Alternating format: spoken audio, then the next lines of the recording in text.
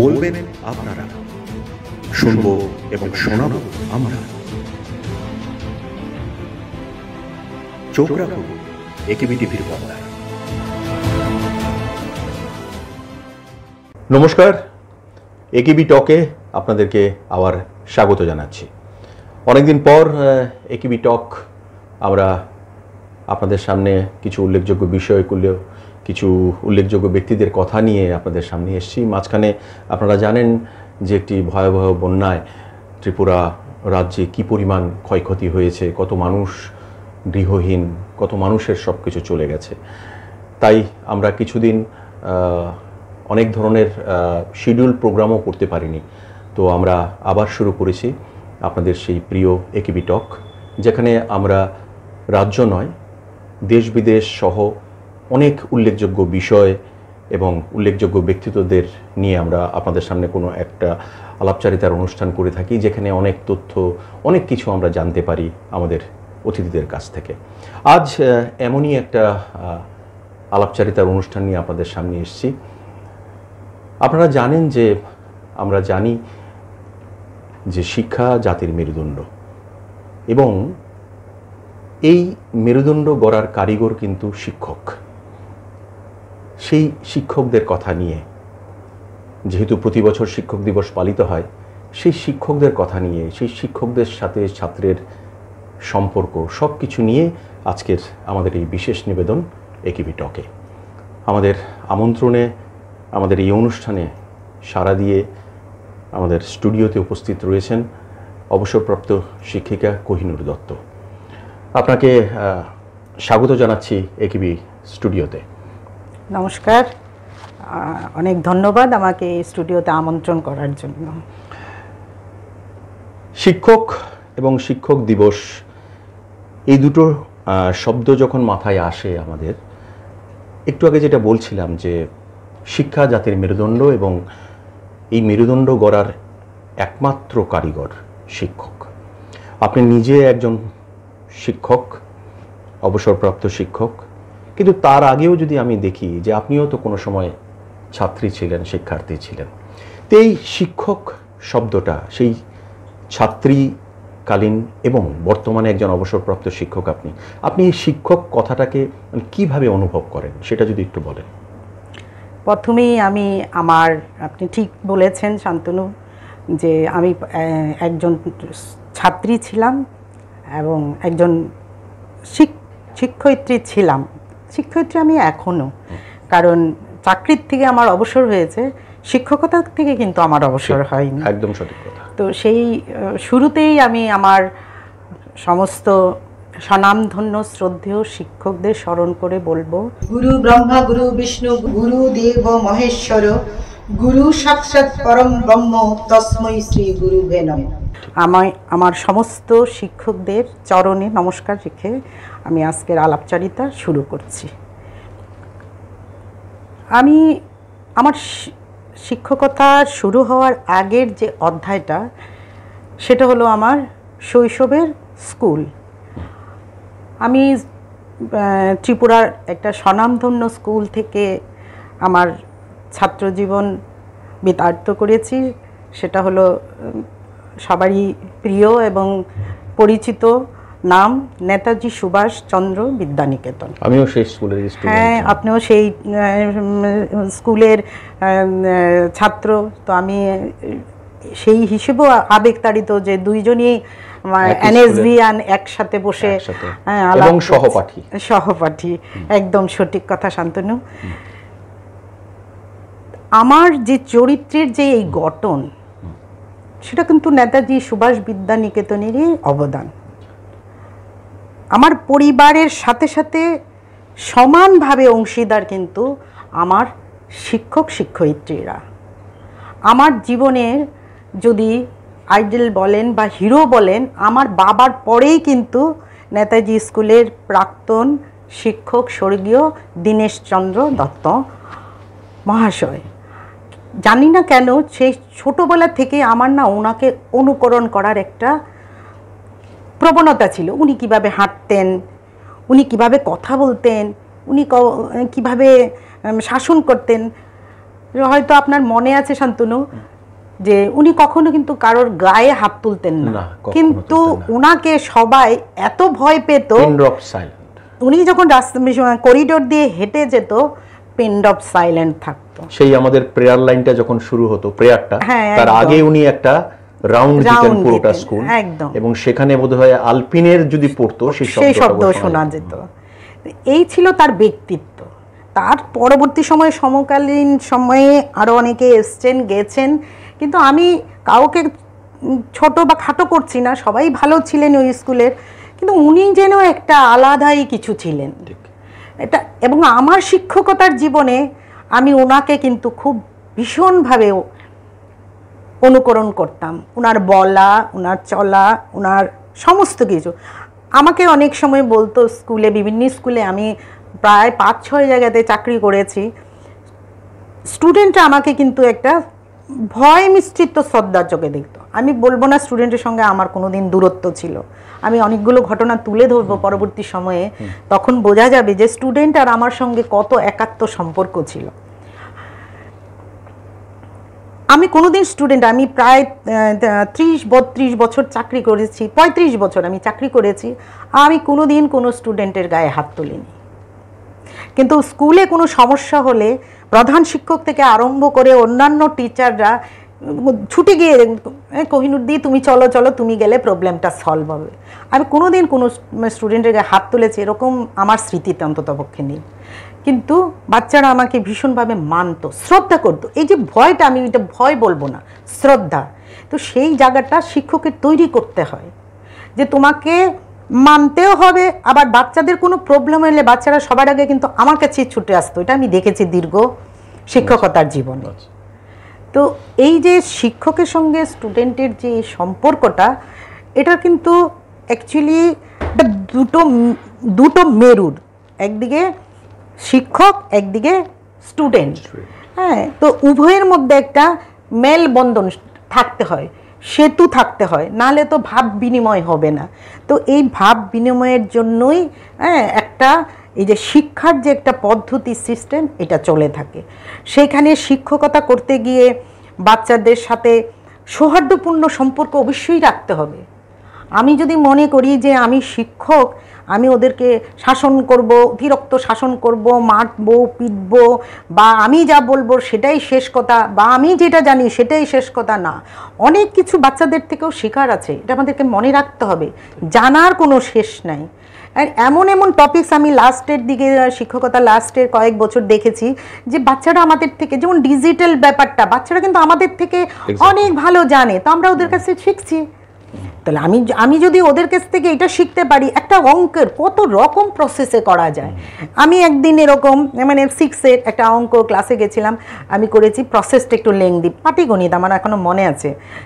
ও আমাকে বললো যে ম্যাম, এটা না করে যদি আমি এইভাবে করি তাহলে অঙ্কটা হবে না। আমি বললাম হ্যাঁ হবে, তো এটা তো অনেক শর্টকাট।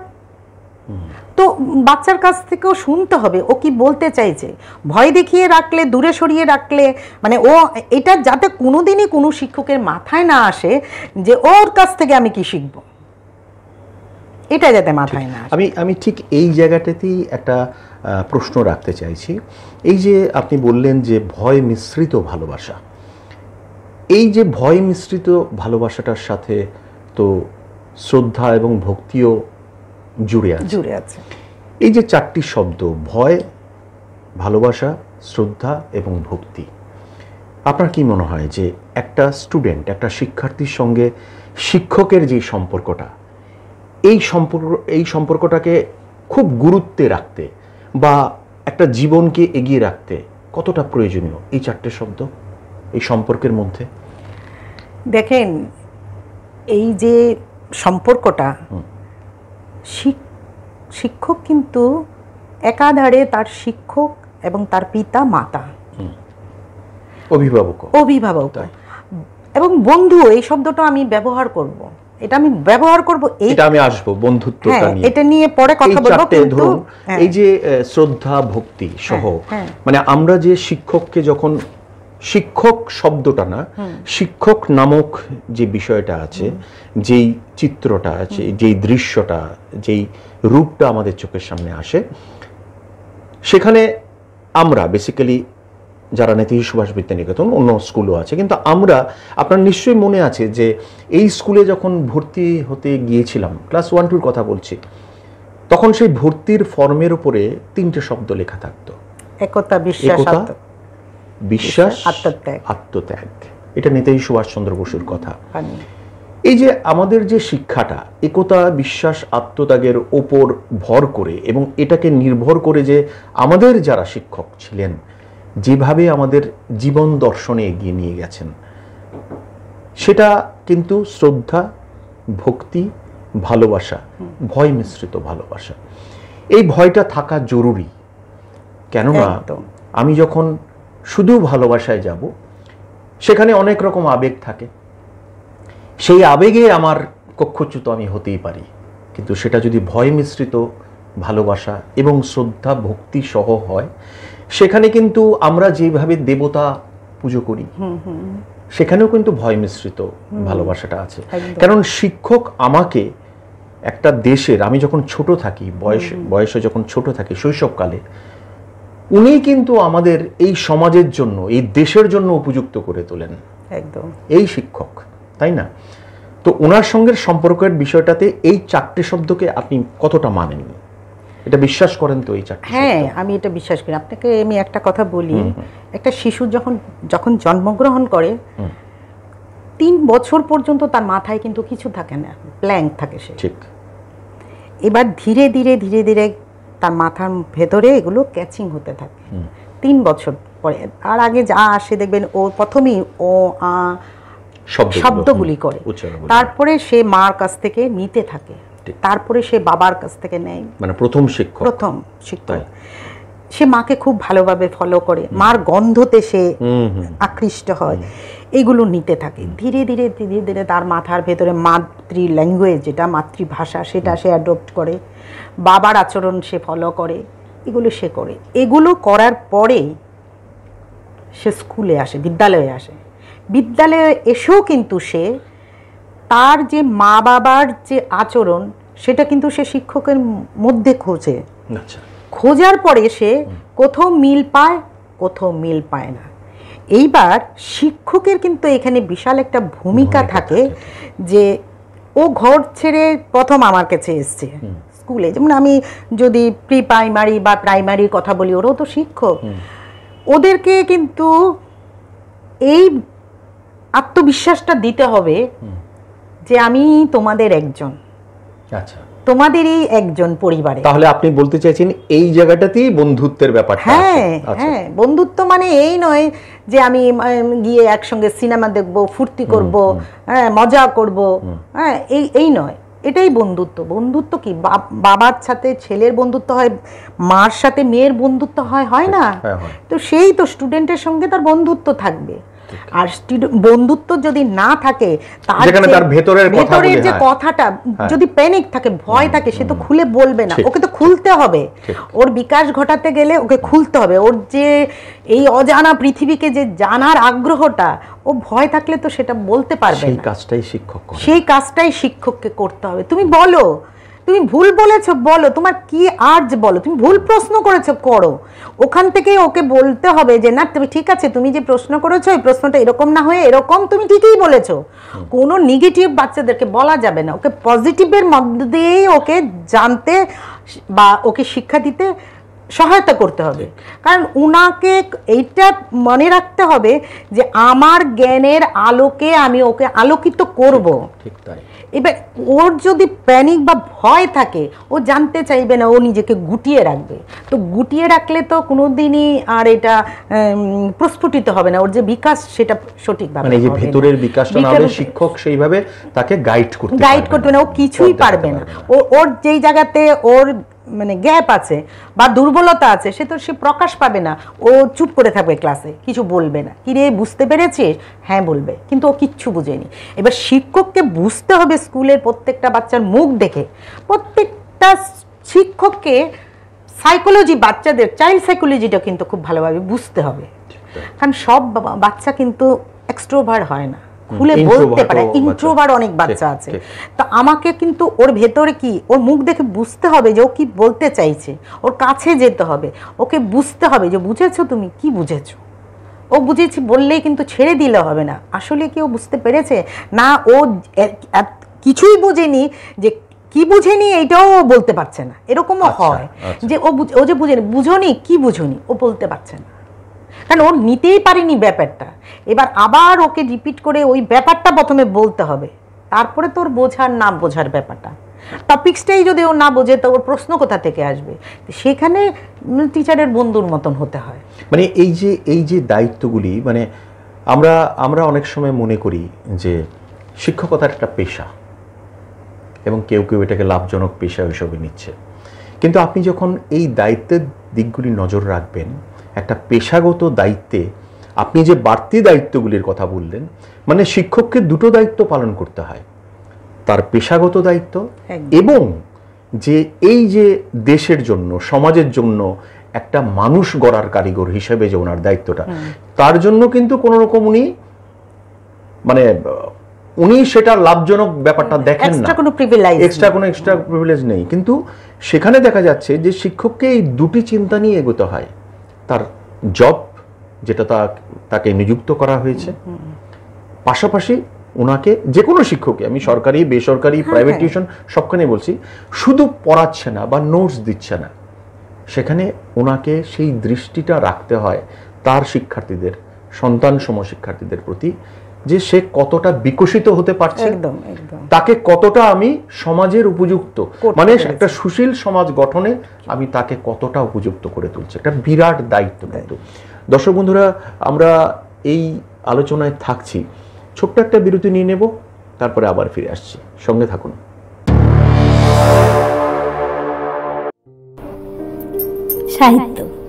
সাহিত্য জাতির মেরুদণ্ড, আর তাই হয়তোবা নোবেল পুরস্কার প্রাপ্ত কবিগুরুকে বাঙালিরা জাতির আইকন বলে ভাবি।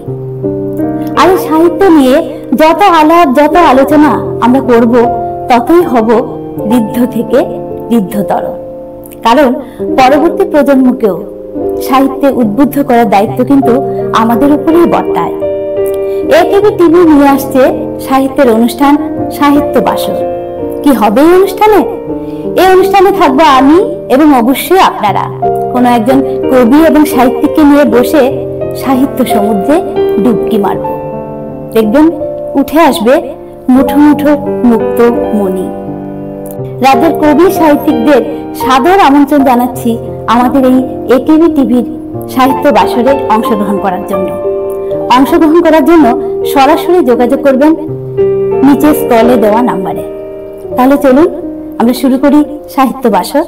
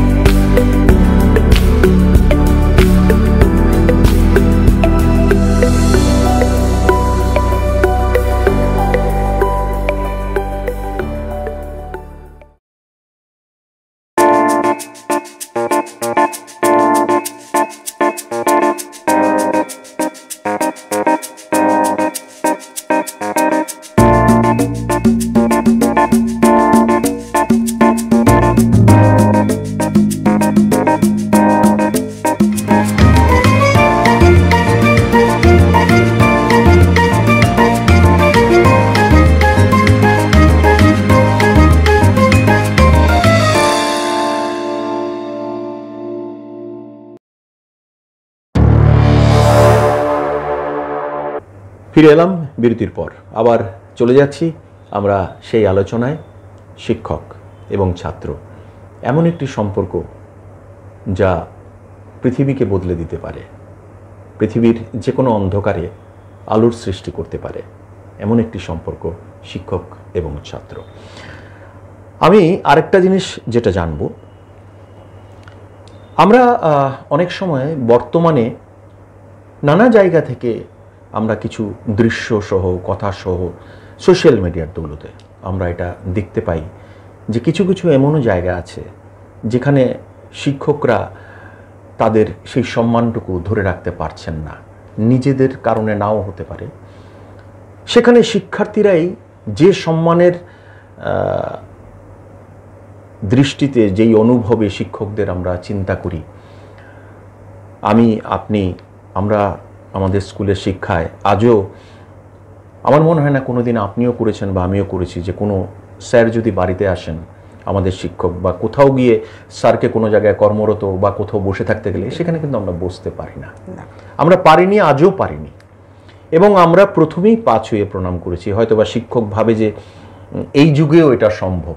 এই যে শিক্ষকের মনে একটা দ্বন্দ্ব, এই যে শিক্ষক তার সম্মানটা যে ধরে রাখতে পারছেন না, বা এই সম্মানটা যে একটা আন্ডার থ্রেটে চলে এসছে কিছু কিছু জায়গায় দৃশ্য বা বর্তমান সমাজেও এরকম দেখা যায়, সেটাকে আপনি কতটা যুক্তিযুক্ত মানে মনে করেন বা কতটা ঠিক? এখানে আমি একটু পেছন দিকে যাচ্ছি। প্রথমেই বলতে হবে যে আপনি বলেছেন শিক্ষা জাতির মেরুদণ্ড। এই যে আপনি বললেন যে অনেক জায়গায় শিক্ষকরা অ্যাসাল্ট হচ্ছে বা শিক্ষকদের সম্মান ছাত্রদের দ্বারা, হ্যাঁ ছাত্রদের দ্বারা পাচ্ছে না। আমি যদি একটু প্রাগ ঐতিহাসিক যুগে বা বৈদিক যুগে দেখি, তখন আমরা দেখেছি শিক্ষক যদি যেই রাস্তা দিয়ে হেঁটে গেছে, স্টুডেন্ট সেই রাস্তা দিয়ে হাঁটতই না, আর অন্য রাস্তা ধরে চলে যেত। স্যারকে ক্রস করেও যাবে ওটা ভাবতেই পারতো না। পরবর্তী সময়ে আবার মধ্যযুগে এটাও দেখেছি যে হাঁটতে স্যারের সাথে একসাথে হাঁটবে, কিন্তু ও স্যারের পেছনে থাকবে, স্যারকে ক্রস করবে না। কিন্তু এখন যেই একাদশ শতকের যেই পরিবেশ, দেখুন শিক্ষার একটা একবিংশ শতাব্দীর যে একটা পরিবেশ, সেই পরিবেশের সঙ্গে কিন্তু শিক্ষা কিন্তু বিবর্তিত হয়, পাল্টায়, পরিবেশ পাল্টায় না। তো ওই প্রাগ ঐতিহাসিক মধ্যযুগের যে ব্যবস্থা ছিল, সমাজ ব্যবস্থা, সমাজ পরিকাঠামো, সেটা কিন্তু এখন নেই। তো সেই সঙ্গে যুগের সঙ্গে তাল মিলিয়ে শিক্ষককেও কিন্তু পাল্টাতে হবে, শিক্ষকেরও কিন্তু পরিবর্তন করতে হবে। শিক্ষকের কিন্তু শিক্ষার শেষ নেই, প্রতিনিয়ত ওকে মার্জিত করতে হবে, শিখতে হবে, জানতে হবে। আমি একটা ডিগ্রি নিয়ে একবার বসে গেলাম, শিক্ষকতার চাকরি পেয়ে গেলাম, সেটা কিন্তু শেষ নয়। মানে নৈতিক শিক্ষার দিকটাও, সমস্ত নৈতিক হোক, সাবজেক্ট হোক, পারিপার্শ্বিক হোক, সবটাই প্রতিনিয়ত কিন্তু নিজেকে আপগ্রেড করতে হবে। আর এখন যে এই যুগে কি হয়েছে, ডিজিটালের কারণে বাচ্চারা কিন্তু অনেক ফাস্ট অনেক কিছু জেনে যাচ্ছে। আমি কিছু বললাম, সঙ্গে সঙ্গে নেট ঘেটে ওটা মূল্যায়ন করে নিচ্ছে যে ম্যাডাম কি বললো, তার সঙ্গে কি মিল আছে কি অমিল আছে, আমি কতটা জানলাম, কতটা আরো জানার আছে। এটার মানে এমন নয় যে ওর শিক্ষককে খাটো করছে, খাটো কটা নেই, ওর জানার আগ্রহ, যেই জানার আগ্রহ থেকে এটা করে, এটাকে আমরা অনেক সময় নেগেটিভ ভাবে দেখি। তো ওই নেগেটিভ ভাবে না গিয়ে পজিটিভ ভাবে থাকতে পারে। আপনি যেটা বলছেন যে অনেক জায়গায় এরকম ঘটনা ঘটে, বেশিরভাগ ক্ষেত্রেই দেখা যায় যে ঘটনাটা এটা ক্লাসরুমের মধ্যে হয়। ক্লাসরুম একটা কি বলবো, ব্যাঘাত, শ্রেণীকক্ষ ব্যাঘাত। শ্রেণীকক্ষের মধ্যে ধরেন কোনো শিক্ষক তাকে হোম টাস্ক দিয়েছে, ও করেনি, এই তুই কালকে নিয়ে আসবি, কালকেও করলো না, পরের দিন করলো না, ওর তোর মাকে খবর দিবি, বাবাকে খবর দিবি। অনেক ট্রাই করছে শিক্ষক, ও কিছুতেই কোনো কিছু শুনছে না, উপরন্ত ক্লাসে হয়তো ডিস্টার্ব করছে। তখন ও হয়তো সামান্য হয়তো ওকে শাস্তি দিল, দাঁড়াও, বা তুমি দাঁড়িয়ে থাকো আজকে, বা তুমি ক্লাস থেকে বেরিয়ে যাও, বা ছোটোখাটো যে শাস্তিমূলক যে পন্থা আছে। দেখুন শিক্ষকতাতে কোথাও শাস্তি দেওয়া যাবে না, কথা কোথাও বলা নেই।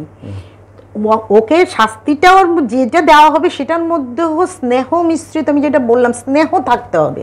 শিক্ষক যাতে, শিক্ষকের আচরণটা এমন হবে যাতে রুডলি না হয়, যাতে ও বুঝতে পারে যে বাড়িতে আমার মা যে শাসন করে, আমার বাবা যে শাসন করে, সেই শাসনই আমার শিক্ষক শিক্ষকত্রী করছে।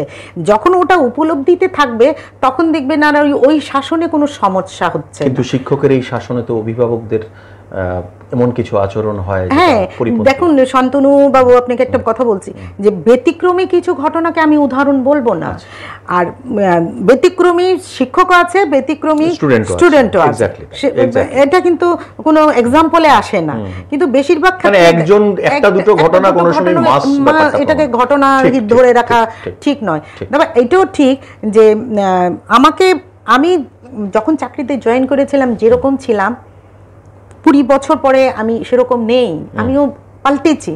কারণ আমাকে ওই যে বললাম, ওদের মতো করে যদি আমি না মিশতে পারি, পরিবেশ ওদের মতো করে আমাকে মিশতে পারি। দেখেন একটা বাচ্চা, ও আমার ক্লাসে 50টা বাচ্চা আছে, 50টা ফ্যামিলিতে থেকে আসে, ঠিক ওর 50টা পরিবারের 50 রকমের সামাজিক পরিবেশ থেকে আসে, সবার সমাজ। আমাকে বুঝতে হবে ও কোথা থেকে এসছে, ওর বাবা কি করে, ওর বাড়ির পরিবেশ কি, এটা কিন্তু শিক্ষকের অনুধাবন করতে হবে, বুঝতে হবে তার কোথায় কষ্ট। একটা বাচ্চা কিন্তু জন্ম থেকে খারাপ হয়ে জন্মগ্রহণ করে, পারিপার্শ্বিক কারণে হয়তো ও রুড হয় বা টিচারের সঙ্গে খারাপ ব্যবহার করবে, সেই কারণটা আমাকে অনুধাবন করতে হবে, কেন ও করছে এরকম। আমি একটা ছোট্ট ঘটনা আপনাকে বলি। একবার বিশালগড়ে একটা স্কুলে আমার পোস্টিং ছিল, আমি তখন নতুনই ওই স্কুলে, অনেক অল্প বয়স। আমি জয়েন করার পরেই ওরা HM এর কাছে এসে ডেপুটেশন দিয়েছে, নতুন দিদিমণির ক্লাস লাগবে। আর আমি জয়েন করার পরে সবাই বলছে, তুমি এসছো, ছেলেরা কিন্তু ভয়ঙ্কর এখানে। কি ভয়ঙ্কর? বলে যে হ্যাস্ত করে, আমি তো কোনো মেয়েদেরকে ওই ক্লাসে পাঠাই না বয়স্ক ছাড়া। আমি বললাম ভয়ঙ্কর বলতে কি ভয়ঙ্কর? তখন সবাই যাও একবার, গেলেই বুঝবে। আমি তখন তখন বাচ্চারা আমার ক্লাস চাইনি, আমি আমার HM-কে বললাম আমাকে একদিন ওদের ক্লাস দেবেন। না তুমি কি বলো, আমি কি ক্যাওস তৈরি করলাম? না ম্যাডাম, আমাকে একদিন দেন ওই ক্লাস। এটা বলার পরে ম্যাডাম আমাকে আর দেয়নি ক্লাস, কিন্তু ওরাই আমার ক্লাস কেন জানি চাইলো। আমি জিওগ্রাফি সাবজেক্ট পড়াতাম, গেছি। যাওয়ার পরে আমি গেছি, ঢুকেছি, ওরা কেউ উঠে দাঁড়ালো না, বসে আছে সবাই। আমি গেলাম। কোন ক্লাস এটা? এটা ওরা 9-এ পড়তো তখন, 9। আমি গেলাম, গ্যাসের উপরে, ওরা কেউ দাঁড়ালো না। তো আমি দাঁড়িয়ে আছি, আমিও বসলাম না। কেন জানি আমার মনে হয়েছে যে আমি যদি বসি একটা কিছু বিপত্তি হবে। আচ্ছা, আমাকে বারবার ম্যাডাম আপনি বসেন, আপনি বসেন। আমি বললাম ঠিক আছে, আমি কি করে বসবো, তোমরা দাঁড়িয়ে রয়েছে। হ্যাঁ, আমি যখন মানে গেলাম তখন ওরা দাঁড়ালো না। তারপরে আপনি বসেন বলে ওরা সবাই দাঁড়িয়ে গেল। তখন আমি বললাম না, আমি কি করে বসবো, তোমরা সবাই দাঁড়িয়ে রয়েছে। তখন বললো যে না ম্যাডাম, আমরাও বসি, আপনিও বসেন। সেখান থেকে আমার একটা মানে কৌতূহল হয়েছে যে চেয়ারটাতে মনে হয় কিছু একটা আছে। আমি আর বসলাম না, বসে আমি বললাম যে না, আমি যখন ক্লাসে লেকচার দিই তখন আমি বসি না ম্যাডাম, আমি এটা পড়তাম না। কি করবে? গল্প করুম আপনার সঙ্গে। আচ্ছা, কি গল্প? যা তা গল্প, যে কোনো গল্প। যে গল্প করবে? বলে হ্যাঁ। আচ্ছা, তাহলে আমি করি গল্প। হ্যাঁ, করেন। তখন আমার তো জিওগ্রাফি ক্লাস, তো তখন আমি বাইরের দিকে তাকালাম। দেখো তো বাইরে কি দেখো? আকাশ। ভেরি গুড, আকাশ। আর কি দেখা যায়? সূর্য। আচ্ছা, সূর্য দেখা যায়। সূর্য কোন দিকে? আরে ম্যাডাম, আপনি তো পড়াইতেছেন। হ্যাঁ, তো সূর্য পৃথিবীর চতুর্দিকে ঘোরে না পৃথিবী সূর্যের চতুর্দিকে ঘোরে? এই কিন্তু আমি শুরু করলাম সৌরজগৎ, কারণ ওদের ফার্স্ট চ্যাপ্টারটাই ছিল সৌরজগৎ। এবার আমার পড়ার মানে ভঙ্গিমায় বা গল্পের মাধ্যমে আমি এমনভাবে পড়াতে শুরু করলাম, ওরা কখন যে মনোযোগ দিয়ে আমার পড়া শুনতে শুরু করেছে ওরাও জানে না, আমিও জানি না। আমি কিন্তু পড়ার গভীরে ঢুকলে যখন ঘন্টা পড়লো তখন আমার মনে হলো যে ক্লাস শেষ। তখন আমি বললাম ঘন্টা পড়েছে? বলে হ্যাঁ। আচ্ছা ঠিক আছে, আজকে এইটুকু। না ম্যাডাম, এটা শেষ করে যান। এই যে ইনভলভমেন্টটা, এই যে ওদেরকে নিয়ে ওদেরকে বোঝানো, আমি যদি ওদেরকে গিয়েই চিৎকার চেঁচামি করতাম তাহলে কিন্তু এটা হতো না। তারপর থেকে ওদের সঙ্গে আমার এমন বন্ডিং হলো যে ওদের যত রকমের সমস্যা ওরা আমাকে বলতো, এবং আমি আস্তে আস্তে ওদেরকে বুঝিয়ে স্কুলের যে পরিবেশটাকে কিন্তু আমি চেঞ্জ করেছিলাম যে টিচারের সঙ্গে তোমরা এগুলো করবে না। হ্যাঁ, টিচার তোমাদেরকে শিক্ষা দিতে আসে। যেই শিক্ষকের ক্লাস মনে হচ্ছে যে তোমার ভালো লাগছে না, তুমি ডিস্টার্ব করবে না, তুমি বেরিয়ে যাও, বেরিয়ে একটু ঘুরে টুরে এসে পরের ক্লাসটা করো, দেখবে পরের ক্লাসটা অনেক ভালো লাগছে। এমন কোনো কথা নেই যে প্রত্যেক শিক্ষকের ক্লাসেই সব স্টুডেন্টের ভালো লাগবে। আমার ভালো ডিগ্রি থাকলেই যে আমার দেওয়ার ক্ষমতা থাকবে না না, এমনও কিন্তু কথা নেই। ওটা একটা শিল্প, এটা একটা শিল্প। এই যে আপনি যেভাবে স্টুডেন্টের মনোভাব বুঝে তাদের প্রতি যে বিহেভিয়ারটা, যে ব্যবহারটা করলেন, সেটা ওরা কিন্তু জানতো না যে আপনি, মানে ওদের কাছে হয়তোবা শিক্ষক বিষয়টা একটা অন্যভাবে প্রতিষ্ঠিত হয়ে আছে ওদের মগজে, কিন্তু আপনি গিয়ে সেই তথ্যটাকে ভুল প্রমাণিত করে আপনি একটা নতুন তথ্য ওনাদের তারপরে ওই ছেলেটাকে একদিন আমি পার্সোনালি ডাকলাম, ডাকার পরে আমি ওর পুরো হিস্ট্রিটা জানলাম। ওর বাড়ি ছিল নেতাজি চৌমুহনী মাস্টার পাড়াতে, ওখানে ওর একটা কিছু মানে ক্রাইমের কারণে ওরকে নিয়ে মামার বাড়িতে বিশালগড় দিয়েছিল। তো ওর ভেতরে তো একটা অপরাধ বোধ একটা কাজ করছিল। এবার পুরো ঘটনাটা আমি যখন ও আমাকে বলল, আমি ওকে বুঝলাম, এবং আমি একদিন সময় নিয়ে, এটা স্কুল আওয়ারের বাইরে, আমি অনেক সময় ধরে ওকে কাউন্সিলিং করলাম। করার পরে আস্তে আস্তে ওর ভিতর থেকে এটা চলে গেল। এবং আমি বললাম, মাকে বল একদিন আমার সাথে এসে দেখা করতে। ছেলেটার নাম আমি বলছি দীপক সাহা। সেই দীপক কি চেঞ্জ হয়েছে আমি বলতে পারলাম না। কেউ জানতো না যে এই ছেলে মাধ্যমিক পাশ করবো। ও আপনি শুনলে অবাক হবেন, ও সেকেন্ড ডিভিশনে পাশ করেছে। বিশাল। আসল কথা কি, মানে পথপ্রদর্শক যদি আমরা শিক্ষককে ধরি, আমরা যদি শিক্ষা জাতি মেরুদণ্ডের কারিগর হিসেবে ধরি, আপনাকে এই যে পেশাগত দায়িত্ব থেকে বেরিয়ে আসতে হবে। বেরিয়ে এসে মানে আপনার মূল উদ্দেশ্যটা কি? চিকিৎসকের যেমন রোগীকে সুস্থ করতে হবে, একদম তাই না, ঠিক তেমনি আপনি তার ভেতরে যে অসুস্থতাটা যদি কোথাও থেকে থাকে, কোনো অন্ধকার, ও মানসিকভাবে অসুস্থ থাকলে তো শিক্ষা নিতে পারবে না। ওই জায়গাটাকে ঠিক করতে হবে, ওই জায়গাটায় মলম দিতে হবে, তারপরে অটোমেটিক ওর হবে। সেটাই ওর হবে। মানে এইখানেই জানেন তো, এইখানেই বিষয়টা আমি এই জায়গাটাতেই আসতে চাইছিলাম, যে এই যে স্টুডেন্টের ভেতরে যে আপনি পরিবর্তনটা সৃষ্টি করলেন, যেই পরিবর্তনের সমাজ কল্যাণে কাজ হবে, ও বুঝতে পারবে যে আমার এটা করা উচিত হয়নি, আমি ওটা করব। আপনি দুটোই শেখালেন। শিক্ষককে কিন্তু এই আলাদা দায়িত্বটুকু নিতে হয়, শুধুমাত্র পেশা নয়, এই দায়িত্বটা তো একদম একদম এটা একটা গুরু দায়িত্ব। আমি বলি কি, এটাই গুরু দায়িত্ব আপনাকে। মানে আপনি 10টা 5টার বাইরে এসে একটা স্টুডেন্টকে উপযুক্ত করার যে তৈরি, সেটাই একমাত্র শিক্ষক পারে। এবং আমি করতাম আমার শিক্ষকতার জীবনে, অনেকেই করেন, আমি একা করি এমন কথা নয়।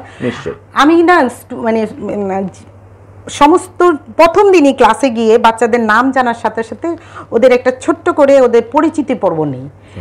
সেইখানে আমার কাছে বেরিয়ে আসে ওরা কোন পরিবার থেকে এসছে। সেখানে কিন্তু আমি বুঝতে পারি তার অর্থনৈতিক পরিবেশ, তার এরকম অনেক ব্রোকেন ফ্যামিলিও থাকে, জানেন তো। বাচ্চা সেখানে হীনমান্যতায় ভোগে, ব্রোকেন ফ্যামিলিগুলো, বা কারোর অর্থনৈতিকভাবে পিছিয়ে পড়া বর্গের আছে, হ্যাঁ, সেখানেও ওরা নিজেকে গুটিয়ে রাখে, বুঝলেন তো, নিজেকে গুটিয়ে রাখে। তো এই যে ব্যাপারগুলো আছে না, এই ব্যাপারগুলো থেকে ওদেরকে প্রথমে বের করে আনতে হবে, তারপরেই কিন্তু হবে। এবং আপনাকে আমি একটা কথা বলি যে কোনো বাচ্চার ব্রেইন খারাপ নয়, কারোর একবারে পড়লে হয়ে যায়, কারোর 10 বার পড়তে হয়। এবার যার 10 বার পড়তে হয় তার কনসেন্ট্রেশন থাকে না, আগ্রহ থাকে না। শিক্ষকের কাজ হলো আগ্রহটা তৈরি করা, মেইন কাজ। আগ্রহ না থাকলে আমি যতই শেখাই ও পড়বেন। আমি একবার আমার ক্লাসরুমে 40 থেকে 45 মিনিটের ক্লাস লেকচার থাকে, এইটা দিয়ে তো ওর মাথায় নিয়ে যেতে হবে। তা মাথায় নিয়ে যাওয়ার মতন পরিবেশটা তৈরি করতে হবে। হ্যাঁ, আমি যেমন প্রতিদিনই বাচ্চাদেরকে বলি, আমার এটা ছিল ক্লাসের প্রথম 5 মিনিট আমি ওদেরকে মোটিভেট কথা বলি, তারপরে আমি ক্লাস শুরু করি।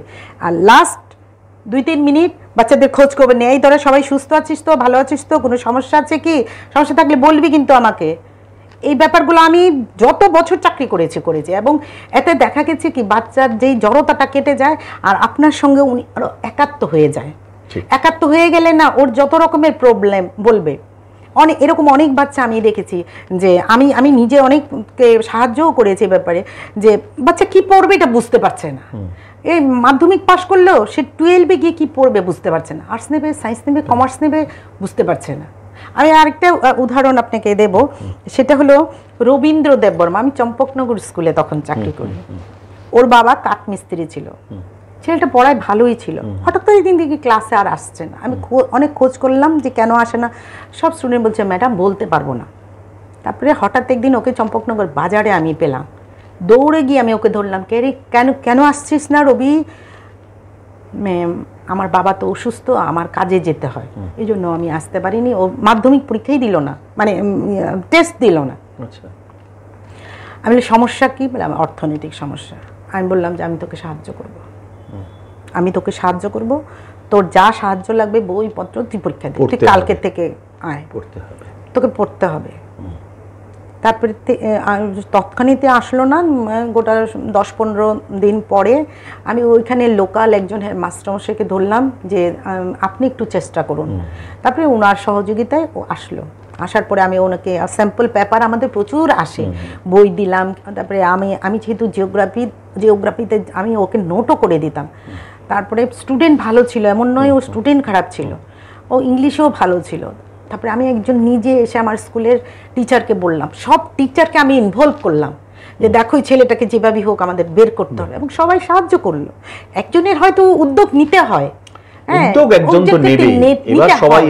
এসছে, কোনো টিচার পিছনে ছিল তা না, সবাই এসছে, আমি ওকে দিলাম। তারপরে মাধ্যমিক পরীক্ষায় যখন দেবে আমি বুঝতে পারলাম ওর মানে বাড়িতে খাওয়া দাওয়ার অসুবিধা, পয়সা দিতে চাইলাম, ও নিল না। আমি ওর জন্য হরলিক্স, তারপরে ফল যা লাগে ড্রাই ফ্রুট কিনে টিনে দিলাম, এগুলি খাবি, নাহলে তোর স্বাস্থ্য ভালো নাহলে তুই পরীক্ষা দিতে পারবি না। তারপরে ও পরীক্ষা দিকটাও শিক্ষকের নজর রাখতে হবে, স্বাস্থ্য যদি না ভালো থাকে, ও যদি সুস্থ না থাকে, ও যদি ম্যাল নিউট্রিশনে ভোগে, ওর মাথা কি করে কাজ করবে? হ্যাঁ, তারপরে ও পরীক্ষা দিল, পরীক্ষা দিয়ে ও ফার্স্ট ডিভিশন পেল পরীক্ষা দিয়ে। তারপরে আর ওর সাথে আমার আর যোগাযোগ নেই। তারপরে প্রায় 6 কি 7 মাস পরে চম্পকনগর বাজারে একদিন ওর সাথে আমার আবার দেখা, ও সার্ভে করছে। আচ্ছা, দৌড়ে ও এসে আমাকে প্রণাম করলো, ম্যাম আমি আপনাকে খুঁজি পাই না। আমি কেন, আমি তো স্কুলেই থাকি, পাস না কেন? বলে ম্যাম আসতে তো সময় পাই না। ম্যাম জানেন আমি কি নিয়ে অনার্স পড়ি? আমি না, কি নিয়ে পড়িস? আমি জিওগ্রাফি নিয়ে। তা আমি বললাম কেন জিওগ্রাফি কেন এত সাবজেক্ট থাকতে? আপনি আমার জন্য যা করেছেন এটা ঋণ তো আমাকে দিতে হবে। আমি এই জন্য, আপনি জিওগ্রাফির টিচার, আমার ওই ছোটবেলার থেকে যখন থেকে আমি আপনাকে চিনি আমার স্বপ্ন আমি জিওগ্রাফির টিচার হব। এবং জিওগ্রাফির যে টিচার সে আমাদের নেতাজি স্কুলেরই, ও আমার বন্ধুস্থানীয় তন্দ্রা দাশগুপ্ত, ডক্টর চাইল্ড স্পেশালিস্ট ছিলেন, কি নাম ওনার, দাশগুপ্ত কি ডাক্তার, আলোক্য দাশগুপ্তের ছোট বোন। তো ও ছুটে আসলো আমাকে, আরে তুই ও তো সারাক্ষণ তোর কথা বলে, কি বলে যে আমার ম্যামের জন্য আমার পড়া হয়েছে, আমার ম্যামের জন্য আমার পড়া হয়েছে, তোর কথা তো সবসময় বলে। আমি বললাম যে অনার্স নিয়েছিস? বলে হ্যাঁ ম্যাম অনার্স নিয়েছি। একটা শিক্ষকের কাছে এটাই ওদের সেটা প্রাপ্তি। আমি তো মনে করি কোনো পুরস্কার না না না, কোনো সম্মান বেশি না, কোনো পুরস্কার কোনো সম্মাননা তার থেকে বেশি না। আরেকটা ঘটনা আমি শেয়ার না করলে এটা আমার মানে আলোচনায় কমতি হয়ে যাবে। সেটা আমি বিশালগড় স্কুলেরই সুমন হোসেন। আচ্ছা, ও আমাদের চন্দ্রনগর দ্বাদশ উচ্চ মাধ্যমিক বিদ্যালয়ের ও ফার্স্ট বয় ছিল, গরিব ঘরের ছেলে। ওর 2 ভাই, ওরা 3 ভাই বোধহয় ছিল।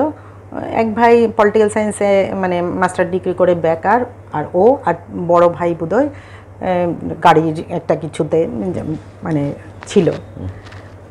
ওর ক্লাসে কেউ পড়াতে যেতে চাইতো না, সবাই বক্তব্য ছিল ও ভীষণ পাকনামি করে। তাই বললাম কি অসুবিধা, কি পাকনামি, কি যাও ক্লাসে গেলেই টের পাইবা। আমি বললাম ঠিক আছে, ওর ক্লাস তো দিতেই হবে। গেলাম, ওর জানার এত খিদে বা আমি কি বলবো, মানে ও জানতে জানতে এমন জায়গায় টিচারকে নিয়ে যায়, টিচারের জায়গায় গিয়ে থেমে যায়। এটা তো ওর অপরাধ নয় না, নিশ্চয়ই আমার জানার, শিক্ষকেরও কি জানার একটা পরিসর আছে, তারপরে শিক্ষকও নাই জানতে পারে। এবার আমাকে এরকম ভাবে প্রশ্ন করে করে করে করে এক জায়গায় এরকম জায়গায় নিত, আমি আর উত্তর দিতে পারতাম না। আমি তখন বলতাম যে সুমন এই জায়গাটায় আমি আটকে গেছি, আমি ভুল তথ্য তোকে দেবো না, আমি কাল জেনে পরিষ্কার করে তোকে বলবো। একজন শিক্ষক কোনোদিনই ভুল তথ্য দেওয়ার উচিত না, বা ওকে বকাও দেওয়া উচিত না, এই তুমি কেন উল্টাপাল্টা প্রশ্ন করো। আমি দেখতাম আমি অন্যান্য টিচার এরকম বলতো, কিন্তু আমি কখনো ওকে এটা করতাম না। আমি এবং রীতিমতো ওর ক্লাসে পড়াশোনা করে যেতাম। ক্লাসে পড়াশোনা করে যেতাম। এবং এটা উচিত প্রত্যেক টিচারের ক্লাসে যাওয়ার আগে ওর মতো স্টুডেন্ট ছিল দেখে প্রশ্ন করতো, নাহলে তো অনেক স্কুল এমনও আছে বাচ্চা কি পড়ায় এটাই জানে না। কানেকশন টিচার স্টুডেন্টের যে পড়ার আদান প্রদানের কানেকশন সেটাই অনেক জায়গায় থাকে না, কিন্তু ওর ভেতরে সেই যে খিদাটা এটা ছিল, ও করতো। তারপরে ওর সঙ্গে কথা বলে ওর সঙ্গে ইয়ে করে আমি ওর এরকম জানলাম যে ও একদিন, আমি ক্লাসরুমে স্টাফ রুমে একদিন বললাম আমি এই সুমন হোসেন একদিন কিছু করবে, একদিন কিছু করবে। মাধ্যমিক দিল, ও 11th পজিশনে ছিল। ওর একটা টিচার ছিল না, স্কুলের টিচাররাই ওকে সহযোগিতা করতো, আর টিচার সব টিচার ওকে ভীষণ ভালোবাসে, এই চুমো ওকে খুব হেল্প করতো। কারণ ওর সবাই বুঝতে পেরেছিল যে ওর যদি মানে এক দুটো টিচার প্রাইভেটলি পড়তে পারতো, ভালো ভালো বই পেতো, ও তো স্ট্যান্ডও করতে পারতো। আমাদের ধারণা ছিল ওটা কিছু করবে। যাই হোক, ও আমরা খোঁজ নিয়ে জানলাম ও 11th হয়েছে। এবার আমাদের স্কুল তো মাধ্যমিক পর্যন্ত ওইটা ছিল, ও 12 পড়বে, কোথায় পড়বে? ও আসলো আমার কাছে, ম্যাম আমি কি করবো? তুই কী চাস? মানে সায়েন্স নিয়ে পড়বে। হ্যাঁ অবশ্যই তুই সায়েন্স নিয়ে পড়বি, তুই সায়েন্সের স্টুডেন্ট। তারপরে ও গেল বিশালগড় দ্বাদশ শ্রেণী বিদ্যালয়, ভালো স্কুল, ওটাও নাম করা স্কুল ওই অঞ্চলে। ভর্তি হলো। ভর্তি হওয়ার পরে 2 মাস পরে ও আমার পুরনো স্কুলে আসলো, ম্যাম আমি বোধহয় ভুল করেছি সায়েন্স নিয়ে। কেন, বুঝতে পারছিস না? না ম্যাম বুঝতে তো পারছি, বই তো নেই, টিউশন তো নিতে পারছি না, পয়সায় তো কুলাতে পারছি না। কিছুক্ষণ চুপ করে রইলাম। বললাম রবিবারে তুই আমার বাড়িতে আয়, আগরতলায়। আমি জানি ওর কাছে আর্থিক সেই সঙ্গতি নেই যে ও আসতে পারবে। আমি ওকে ভাড়া দিয়ে বললাম তুই আয়। শান্তনু আপনি শুনলে খুশি হবেন, আপনিও চিনেন, আমি দেবব্রত ভৌমিকের বাড়িতে ওকে নিয়ে গেছিলাম স্যারের কাছে। কারণ স্যার অত্যন্ত মানে স্টুডেন্ট প্রেমী, অথচ উনি কিন্তু ভীষণ কড়া ছিলেন, প্রচন্ড কড়া। সেই বলছিলাম যে শ্রদ্ধা মিশ্রিত ভালোবাসা যেটাকে বলে, রাগা ওনার মতন ওনার মা খায়নি। উৎকৃষ্ট উদাহরণ দেন আপনি। হ্যাঁ উনি মারেনি এমন কোন মানে, আর উনি ওনার মান না খেলে কেউ মানুষও হয়নি। যারা আজকে আমাদের মানুষ হওয়ার জন্য মারতে মারতে উনি সেন্সলেসও করে দিয়েছেন, আমাদের এরকম ঘটনাও আছে। কিন্তু পরিবারের কেউ এসে কোনোদিন জিজ্ঞেস করেনি যে কেন আমার ছেলেকে মারা হয়েছে। আবার উনি হসপিটালে নিয়ে গেছে, মনে আছে উদাহরণ? মনে আছে তো? তা ওনার কাছে নিয়ে গেলাম। মানে সেইখানে কোনো একটা ভালো কথা বলেছেন যে আমরা শিক্ষার্থীরা এই নিয়ে কোনো আমাদের ভেতরে কোনো ক্ষোভ জন্মায়নি না। স্যার মেরেছেন মানে আমরা দোষ করেছি, এটা এই যে সমর্পণটা যে আমরা দোষ করা, তখন এটা ছিল শান্তনু। কিন্তু আমি চাকরি করতে গিয়ে ওই পরিবেশ পাইনি। আমি যদি মনে করতাম যে স্যার যেটা করেছে এটা আমাকে আমি করব, এটা করিনি। সময় পাল্টিয়েছে, আমি আমাকে সেইভাবে পরিমার্জিত পরিবর্ধিত করে উপস্থাপন করেছি। তো যেটা বলছিলাম, আমি শান্তনু ওকে নিয়ে আসলাম, স্যারকে বললাম স্যার একটা কিছু করতে হবে। হ্যাঁ আমার সাবজেক্ট আমি ফ্রিতে করিয়ে দেবো। আমি শুধু আপনার সাবজেক্ট করলে হবে না স্যার, ম্যাথটাও করতে হবে। তাহলে ম্যাথটা রবীন্দ্র স্যার মনে আছে, প্রফেসর স্যার ম্যাথের ছিল। আচ্ছা আমাদের এমবিবি কলেজ, স্যারের বাড়িতে নিয়ে, স্যার সহ আমি সহ ওকে নিয়ে গেলাম। ও আমার বাড়িতে আসতো, একটা টিচার টিউশন সেরেও আমার বাড়িতে আসতো, আমার বাড়িতে খাওয়া দাওয়া করতো, করে আরেকটা স্যারের বাড়িতে, যে ওর রোববারেই টিউশনগুলি থাকতো, কারণ নাহলে ও তো স্কুল থেকে এসে আবার গিয়ে করতে পারতো না। এরকম করে না ও মাস 2 করেছে। করার পরে ও আমাকে বলছে ম্যাম আমি না বাড়িতে গিয়ে আর পড়তে পারি না এই জার্নিটা করে, এটা আমার ঠিক শরীরে মানে কুলোচ্ছে না। তাহলে আমি বলি কী করি? তাহলে মানে লোকাল একজন টিচার আছে, আমি নাম বলবো না টিচারের, ও যে টিচারের নাম বলেছে উনি মুসলিম, উনিও গরিব ঘরের থেকে উঠে আসা, দেখুন মানসিকতার কত ফারাক। উনাকেও আমি বললাম আমি তো চিনি না, তুই নিজে গিয়ে বল। বলে আমি তো বলেছিলাম উনি টাকা ছাড়া উনি পড়াবেন না, তো টাকা দিয়েই যেভাবেই হোক ও কষ্ট করে করেছে। করার পরে যাক ও মাধ্যমিকে 12ও দারুণ মানে এক্সিলেন্ট রেজাল্ট করেছে। ও 75-এর উপরে পার্সেন্টেজ, তখনকার আমলে 75-এর উপরে পার্সেন্টেজ নিয়ে পড়েছে। আপনাকে বললে কি মানে আমি ওর কথা বললে আমি নিজে আবেগতাড়িত হয়ে যাই। ওর কাউন্সিলিংয়ে এসছে, ওর বাড়িতে তো কেউ নেই, ও বোঝে না, মা তো শিক্ষিত না, বাবা ওর নেই, ওর বাবা ছিল না, ওর বোনও কেউ ছিল না। ও কাউন্সিলিংয়ে এসছে, ওকে জিজ্ঞেস করেছে কি কাউন্সিলিংয়ে তো সিট ধরতে হয়। ও বললো যে আমাকে একটু সময় দিন, আমি বুঝতে পারছি না। বলেছে ঠিক আছে লাস্ট লটে তোমাকে আবার আচ্ছা ডাকা হবে পেছন দিক থেকে। ও এই রবীন্দ্র ভবনে কাউন্সিলিং হচ্ছে, ওখান থেকে ছুটে ও আমার কাছে গেছে, গিয়ে আমাকে নিয়ে ও এসছে কাউন্সিলিং। ম্যাম আমি বুঝতে পারছি না, আপনি আমার সাথে চলেন, কি করব আমি। ম্যাম তুই আমাকে ফোন করতি বা কোনো ফোন, তখন তো মোবাইল ছিল না, কোথায় ফোন করব, কোথায় কি করব ম্যাম। আমি তো যেতে যেতে তোর কাউন্সিলিং শেষ হয়ে যাবে। একদম ভেরি স্যাডলি আমরা গিয়ে পৌঁছেছি, কাউন্সিলিং ক্লোজ। তারপরে আমি ছুটে এসছি ডাইরেক্টরেটে, পুরো ঘটনাটা বুঝিয়ে বললাম, ব্যাপারটা ওরা বুঝলো।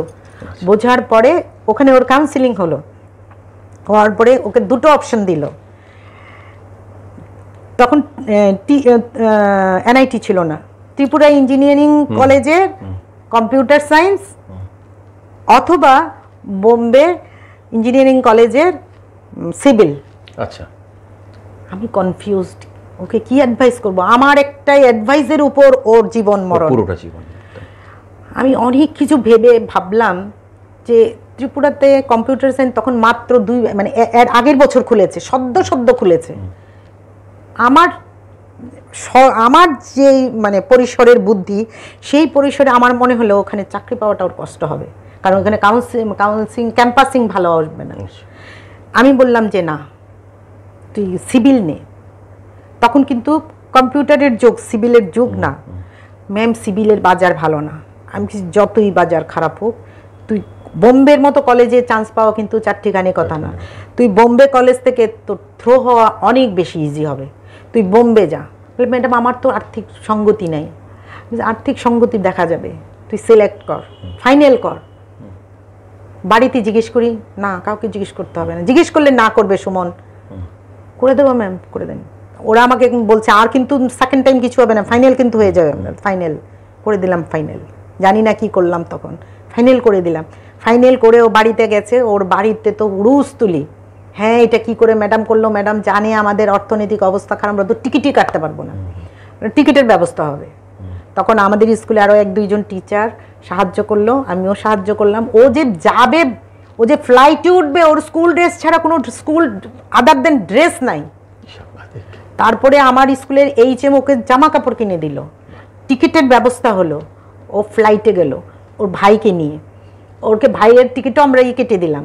তারপরে বোম্বে শহর, ওরা কোনোদিন আগরতলাই আসেনি, আর বোম্বে শহর। তখন বোম্বে শহরে আমাদেরই মানে সহপাঠী ইয়েতে টেলিকমে চাকরি করতো, দেবাশিস সিংহ রায়। দেবাশিস সিংহ রায়। আমি দেবাশিসকে ফোন করে বললাম যে ওখানে BSNL এর যে ওখানে কোনো লিঙ্ক আছে কিনা। বলে হ্যাঁ আমাদের BSNL এর ইঞ্জিনিয়ার আছে, আমি ওর সাথে কথা বলবো। ওর সঙ্গে কথা বলে ওদের একটা কন্ট্যাক্ট নাম্বার নিয়ে ওকে কন্ট্যাক্ট নাম্বার দিলাম যে এনি প্রবলেম ওই কন্ট্যাক্ট নাম্বারে ফোন করলে ওরা সাহায্য করবে। গেল ওরা ওই অচেনা দেশে উড়ে গেল, সেখানে গিয়ে ভর্তি হলো। ওর একটা ছোট্ট জায়গা ছিল, জায়গাটা ওরা বিক্রি করলো, করে ও ভর্তি হলো। আমি বললাম যে সুমন, পুকুর থেকে সমুদ্র যাচ্ছ, এক মুহূর্ত 1 সেকেন্ড নষ্ট করার মতো সময় তোমার কাছে নেই। হয় তুমি উড়বে, নয় তুমি পড়ে যাবে। ঠিক। হয় তুমি ফ্লাই করবে, নয় তুমি পড়ে যাবে, আর তোমাকে কিছু বলবো না। তখন তো মোবাইলের যুগ ছিল না। ও আমার ঠিকানা নিল। ও ফার্স্ট ইয়ারের পরীক্ষার কিছুদিন আগে আমাকে চিঠি লিখলো, ম্যাম তোমার মতো তো সবাই না ম্যাম, ওখানে তো আমাকে কেউ সাহায্য করছে না, মুসলিমও আছে, মুসলিম প্রফেসরও আছে, আমি ওদের কাছে গেলাম, ওরা সাহায্য করছে না। আমি করবে না, সবাই তোমাকে করবে না, তোমাকে আকৃষ্ট করতে হবে। আমি সুমন হোসেন। ম্যাম কিভাবে করব? রেজাল্ট, তুমি রেজাল্ট এমন করো পুরো তোমার দিকে আকর্ষণটা চলে আসে, পুরো কলেজ নড়ে যাবে। কে সেই সুমন হোসেন? ফার্স্ট ইয়ারে ও পরীক্ষা দিল, ফার্স্ট ক্লাস ফার্স্ট হলো। বাহ, পুরো কলেজ নড়ে গেল সুমন হোসেনকে। তারপর থেকে আর ওর পেছনে তাকাতে হয়নি। এখন সে আমেরিকায় আছে। আর কিছুদিন আগে আমার সাথে আমার এক স্টুডেন্ট ওরই আরেরই দেখা হলো। আমি বললাম সুমন কেমন আছে? ম্যাম এসছিল, তোমার খোঁজ করেছিল, তোমাকে পাইনি, কিন্তু তুমি শুনলে খুশি হবে, ওর মেয়ের নাম কোহিনূর। আরে বাস, এটাই তোমার শ্রদ্ধাঞ্জলি। মানে দর্শক বন্ধুরা আপনারা দেখুন, এই যে এটা কিন্তু একটা গল্প নয়, এটা সত্য কথা। এটা সত্য কথাও নয়, এটাই মনে হচ্ছে সব। এটাই সব, সত্য ভালো মিথ্যে সব পেরিয়ে মানে একটা জীবন গড়ার কাজে একটা শিক্ষকের কতটা অবদান থাকে। আমরা কোহিনুর ম্যাডামের কাছ থেকে শুনছিলাম, এই ঘটনাটা কিন্তু শুধুমাত্র আবেগতাড়িত হয়ে একটা মানুষকে সহায়তা করার মতো নয়, একটা জীবনকে সমাজের উপযুক্ত করে তোলা, একটা শৈশবকে যৌবনে পৌঁছানো, সেই যৌবনকে ধীরে ধীরে একটি সফলতার আঙ্গিকে প্রতিষ্ঠিত করার জন্য একটা শিক্ষকের কত বড় অবদান আছে। আপনারা দেখুন, আমরা অনুষ্ঠানের একদম শেষ পর্যায়ে আছি, নিয়ে নেব ছোট্ট একটা বিরতি, আবার শিগগিরই ফিরে আসছি, সঙ্গে থাকুন।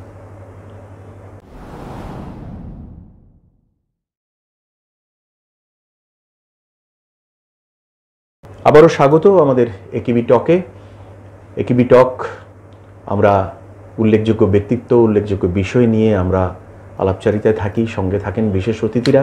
তাদের কাছ থেকে আমরা অনেক কিছু জানতে পারি, শিখতে পারি, কারণ শেখাটাই আসল, শিখতে হবে, এগোতে হবে। আমরা একদম অনুষ্ঠানের শেষ পর্যায়ে আছি। একটাই শুধু কোশ্চেন করব, এই যে আধুনিক শিক্ষা ব্যবস্থা, আধুনিক শিক্ষা ব্যবস্থায় শিক্ষককে বেশি মাত্রায় বন্ধু হতে হয়, যেখানে শিক্ষার্থীদের কাছে একমাত্র কেরিয়ারটাই কিন্তু প্রধান, তাকে সেই সাফল্যে থাকতে হবে। বাকি যে আদার্স, যেটা আপনি এতক্ষণ বললেন, সেগুলি কোথাও কোথাও কিন্তু আমরা দেখতে পাই না। একটা শিক্ষার্থী তার অভীষ্ট লক্ষ্যে পৌঁছে সে জীবনে প্রতিষ্ঠিত হতে পারে কোনো একটা পেশায়, কোনো একটা সাবজেক্টে, কোনো একটা বিষয়, যেখানে শুধুমাত্র লাভটা আমরা পাই, কিন্তু সেই লাভটার সঙ্গে সমাজ কল্যাণের লাভকে আমরা মেশাতে পারি না। এই যে আধুনিক শিক্ষা ব্যবস্থা, এটা নিয়ে কি বলবেন এই শেষ পর্যায়ে এসে? আমি এটাও একটা উদাহরণ দিয়েই তুলে ধরবো। আজ থেকে 5 বছর আগে, তখন তো আধুনিক যুগই চলছে, 5 বছর আগে আমি তখন গার্লস বুজঙ্গে আচ্ছা একটা অনুষ্ঠান চলছিল, আমার বক্তব্য ছিল। তার আগে একজনের বক্তব্য ছিল, আমি নাম বলে খাটো করব না। পুরো রুমের মধ্যে এত হইচই, মানে চিৎকার চেঁচামেচি, আমি নিজে উঠে দাঁড়িয়ে থামাতে হলো। আমি উঠে কিন্তু দাঁড়াই, শুধু কিছু বলি না, দাঁড়ালেই পিণ্ড। ওই যে আমার স্যার দীনেশ দত্ত স্বর্গীয় চুপ হয়ে গেল, বলার পরে আমার বক্তব্য ছিল, আমি কিছু বললাম না, বলতে শুরু করলাম। যখন শুরু করলাম, আমাকে মাথায় রাখতে হবে আমি কাদের সামনে বক্তব্য রাখছি। ওদের মতো করে, ওদের পরিবেশে, ওদের মতো যদি বক্তব্য রাখি, তাহলেই ওরা শুনবে, নাহলে শুনবে না। আমার তাত্ত্বিক কথা সব জায়গায় চলবে না। ওই তাত্ত্বিক কথাটা ওদের আঙ্গিনায় ফেলে বলতে হবে, ওদের মতো করে বলতে হবে। আমি যখন বক্তব্য শেষ করে, অনুষ্ঠান শেষ করে বেরিয়ে এসেছিলাম, আমাকে এরকম ভাবে মানে জড়িয়ে ধরে বাচ্চারা হাউ হাউ করে কেঁদেছিল, কোনো এক শিক্ষক দিবসে। একটা বাচ্চা আমাকে বলছিল, পরের জন্ম যেন তোমাকে মা হিসেবে পাই। ওরে বাপ রে, এটা তো আরো বিশাল প্রাপ্তি। আমার চোখে জল চলে আসছে। পরের জন্ম যেন আমি তোমাকে মা হিসেবে পাই। আর কি বলবো আমি, মানে তখন আমি বুঝতে পারছিলাম না, আমার চোখে জল চলে এসেছিল। আমি ওকে বুকে জড়িয়ে নিলাম, ও 11-এ পড়তো। আমি ওকে বুকে জড়িয়ে ধরে বললাম, তোমার মা যেই রূপে, আমিও সেই রূপে, মার মাঝে তুমি আমাকে খোঁজো। এটাও কিন্তু আরেকটা শিক্ষা, মানে তোমার মার ভেতরই আমাকে খোঁজো তুমি। ঠিক, তুমি মাকে শ্রদ্ধা করো, সেটাই আমার প্রাপ্তি, সেটাই আমার প্রাপ্তি। তুমি মাকে অসম্মান করে আমাকে শ্রদ্ধা করলে সেটা আমার প্রাপ্তি না। ওর ফেসবুকে, এই যেই বললাম মডার্ন যুগও আছে, ওর মিডিয়াতে ফেসবুকে স্টোরিতে দিল যে হার জন্মে আমি আমার শিক্ষককে মা হিসেবে পেতে চাই।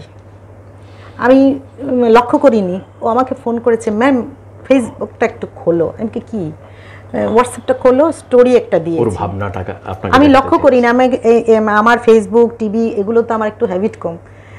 আমি খুললাম, খোলার পরে দেখলাম, আমি আমার হাজব্যান্ডকে ডেকে দেখালাম, আর আমার 2 চোখ দিয়ে জল পড়ছে।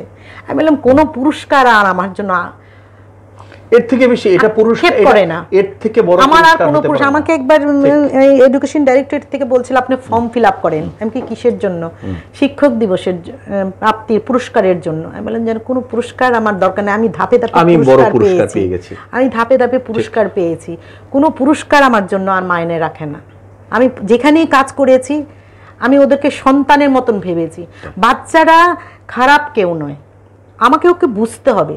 এখন মিডিয়ার যুগ, বাচ্চা ফেসবুক করবে, হোয়াটসঅ্যাপ করবে, ওদের কাছে ওরা করবে, কিন্তু আমাকে ওকে ওই শিক্ষাটা ওকে দিতে হবে যে কোনটা তুমি বেছে নেবে। এবং আমি এই যে টিচার, আমার চরিত্রটাও কিন্তু ওরকম হতে হবে যে ও আমাকে ফলো করবে, আমার ওকে আকৃষ্ট করতে হবে, আমার চরিত্রটা ওকে আকৃষ্ট যখন করবে, যত মিডিয়াই হোক যত কিছুই হোক, সে কিন্তু তখন আমাকে ফলো করবে। আমি যেমন আমার শিক্ষককে ফলো করেছি, ও কিন্তু আমাকে ফলো করতে বাধ্য। এই জিনিসটা আমাদেরকে তৈরি করতে হবে। মানে ঠিক এই জায়গাটাতেই আমি একটা কথা বলে শেষ করতে চাইছি যে শিক্ষক মানেই শিক্ষার্থী সম্মান করবে। একটা শিক্ষক বসে থাকবে সেই সম্মানের আশায়, সেটা নয়। শিক্ষককে সেই সম্মানে থাকতে গেলে তারও অনেক কাজ করতে হয়, তাকে অনেক কর্তব্য দায়িত্ব আছে, যাতে করে ওই যে একটু আগে যেটা বললাম বা আপনি বললেন যে তোমার প্রতি কনসেন্ট্রেশন আসছে না, আকর্ষণ আসছে না, তুমি এমন রেজাল্ট করো সারা কলেজের সবাই যাতে তোমার দিকে তাকায়। এটা কিন্তু একটা বড় শিক্ষা।